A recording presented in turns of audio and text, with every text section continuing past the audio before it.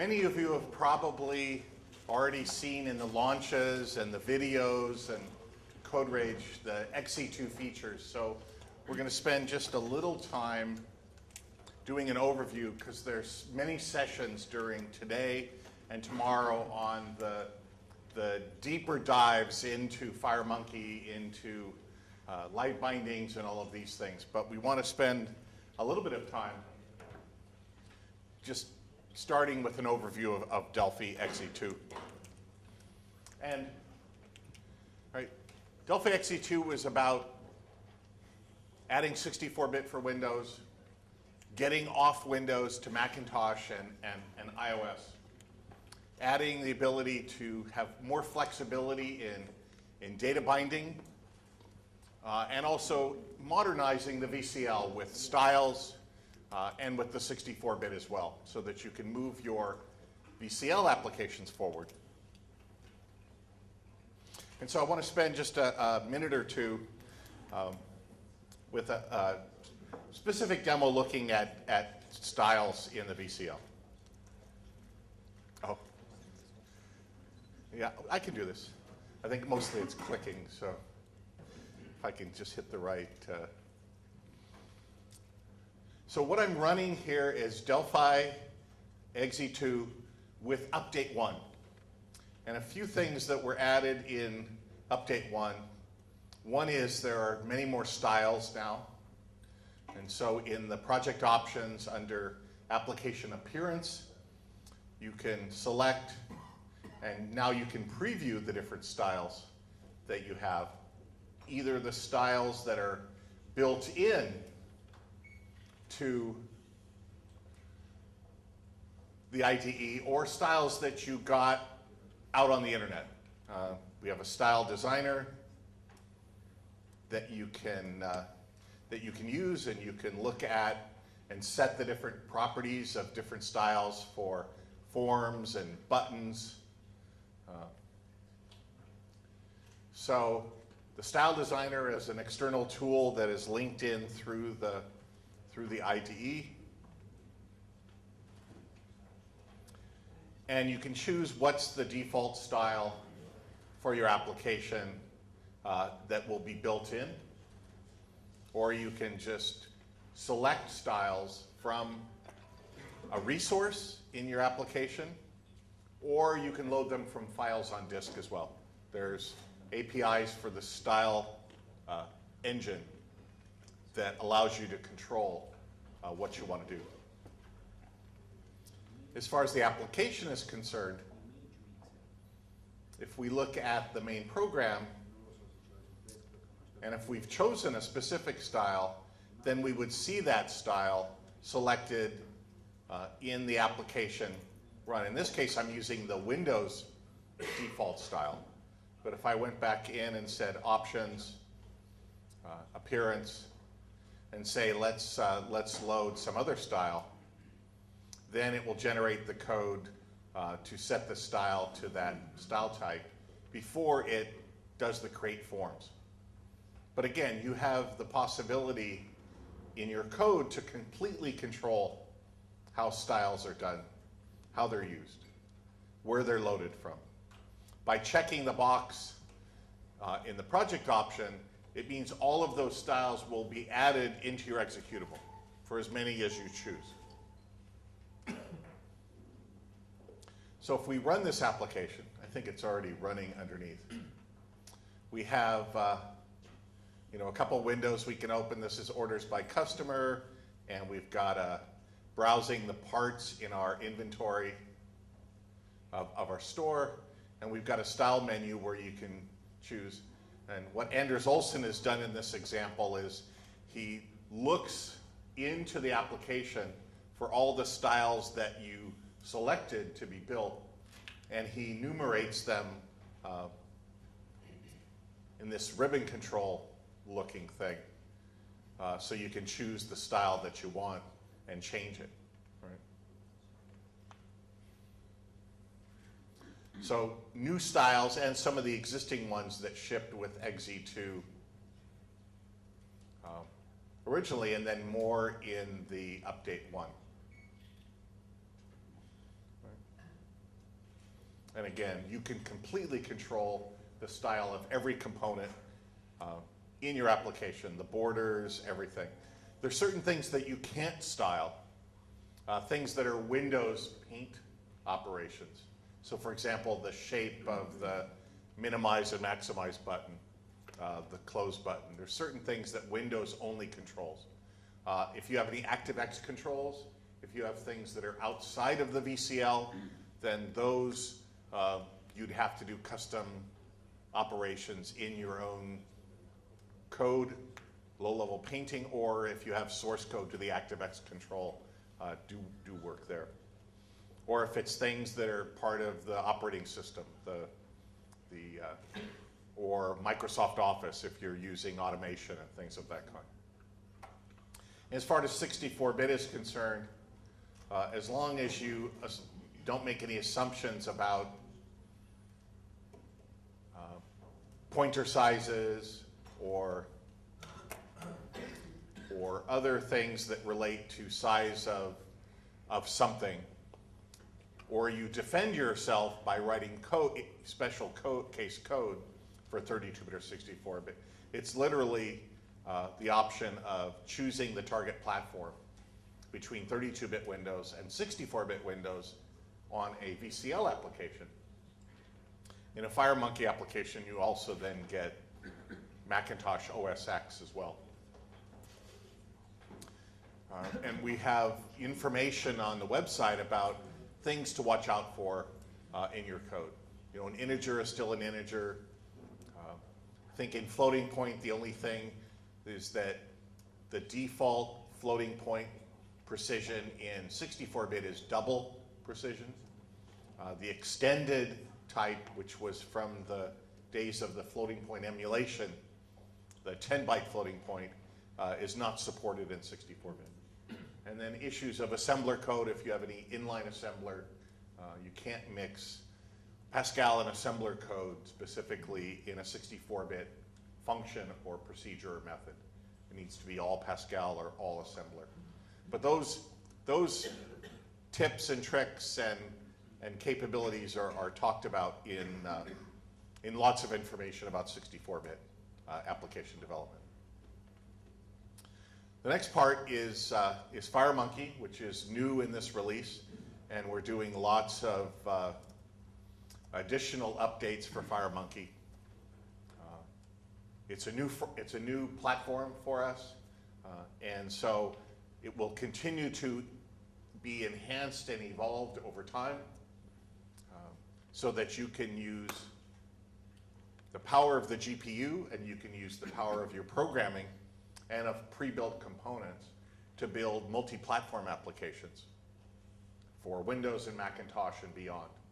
And the distinction, one of the distinctions I like to say about FireMonkey is that you are compositing your application and rendering your application, as opposed to VCL, which is just a component interface over Windows itself. So you program to FireMonkey using your Delphi skills, and wherever we take FireMonkey, the same programming skills, the same code will work once you recompile using our compilers. Otherwise, you'd have to write DirectX code, DirectX 2, DirectX 3, OpenGL, Quartz, Cairo on Linux, GUIKit on Android. There's all these different APIs that are available, but then you're programming to all those different APIs. The promise of FireMonkey is, as we evolve it over time and get it on more platforms, is if you write your applications to FireMonkey, if you write to FireMonkey's coordinate system, if you use the FireMonkey components, you'll still have the ability to write code to get to the operating system, if you need to. But if you program to FireMonkey, if you use DB Express, if you use DataSnap and all the technologies, we will have those technologies on all the native platforms that we will support for years to come, including Windows, Macintosh, Android, iOS, Linux, and beyond. Right? Other systems, you have to write either a different language, or you have to write code to different APIs. With Delphi and FireMonkey, you program using what you know and then deploy. And I'll show a little later how we can use FireMonkey on iOS, but we can also write code to get at the file system, to get at the hardware for places where we don't have components yet. But our goal is to give you all the components to access more of the operating system and more of the hardware on all of the platforms that we'll get to. So there's nothing that blocks you. Just as in VCL today, if you need to do something with Windows, you can program to the Windows API. Right? So same thing in FireMonkey applications. You can still program below if you need to. But we'll continue to do more of the work to bring more RAD to the world of FireMonkey and to the world of hardware and operating system support. So with that, I'm going to turn the control over to and the microphone over to Paweł, who's going to do some FireMonkey demonstrations. And here, I'll give you. Okay, thanks, David. Quite a lot of things to connect. Yeah. Okay, maybe I don't need this one. Oh, you need that for the camera. Oh, okay.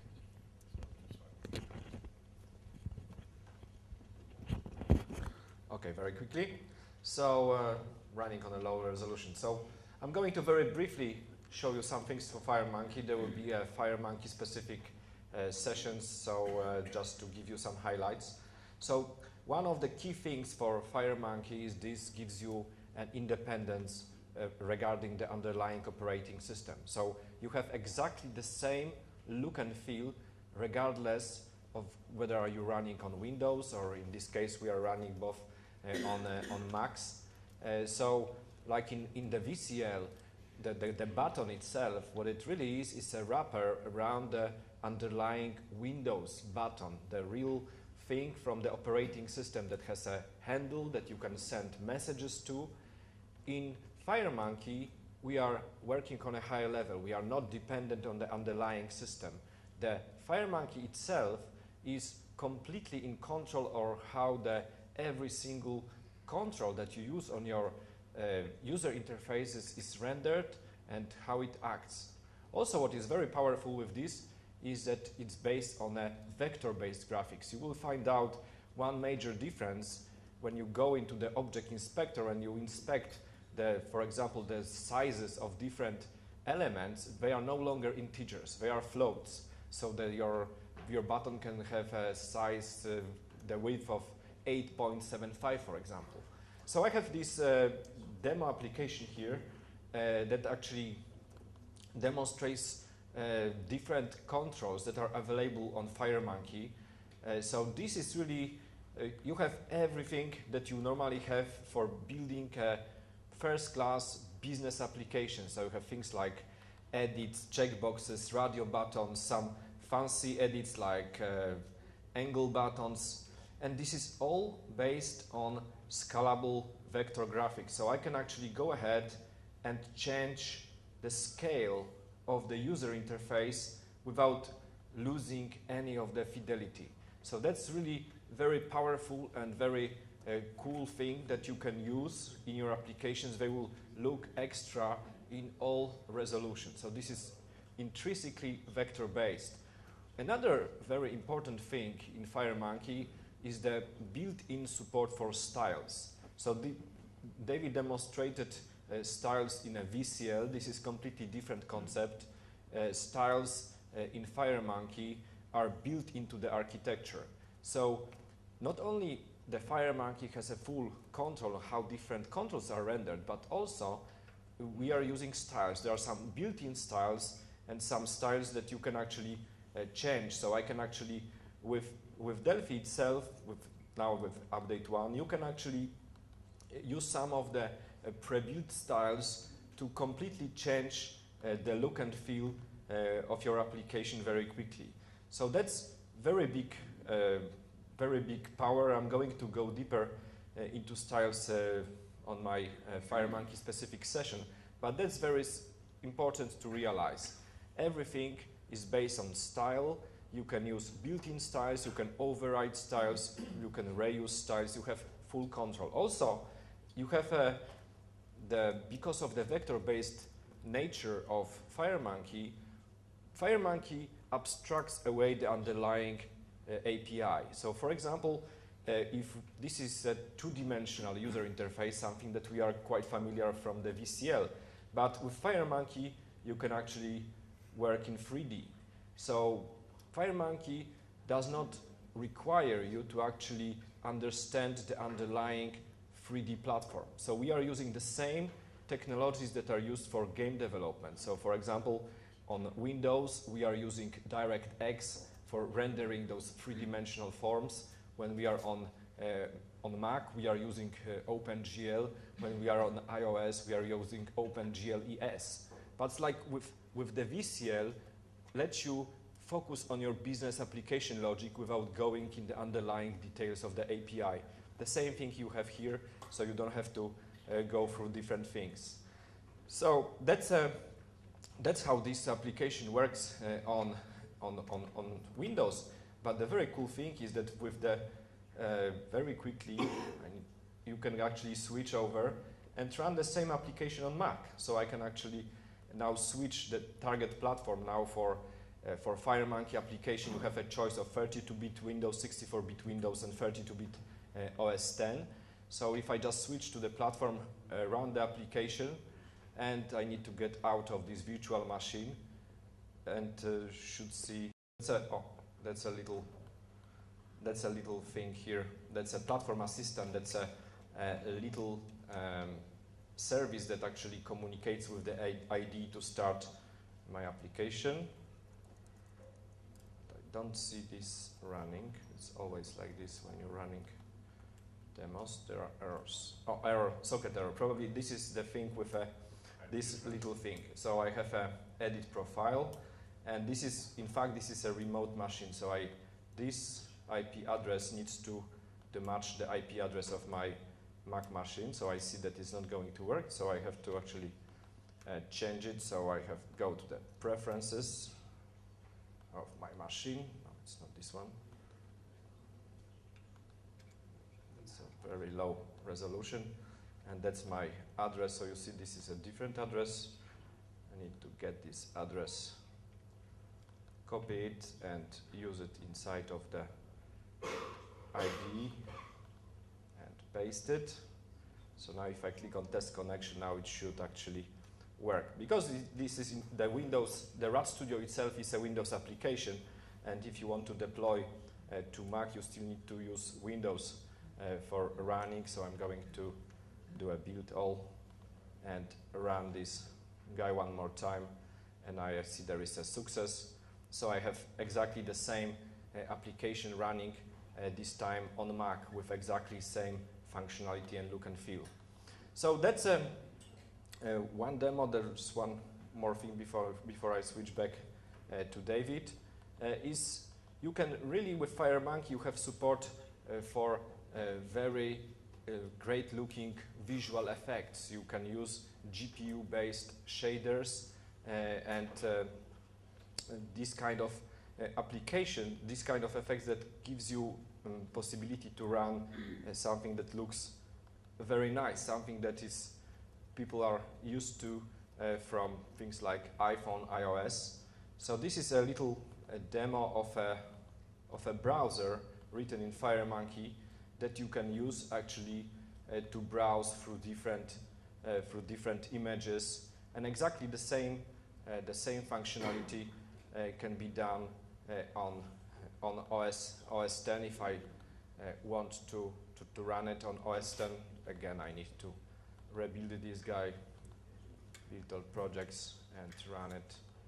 Should be running. So I have now the very same application now using the dark style, but this time browsing through images on Mac. So you have this, you notice at the bottom there is this glow effect. Actually no, this is the refraction effect, and this is a three-dimensional application, and this is just manipulating two-dimensional layouts in a three-dimensional space when I browse through things. So that's a good example of things that are possible, but in fact we are not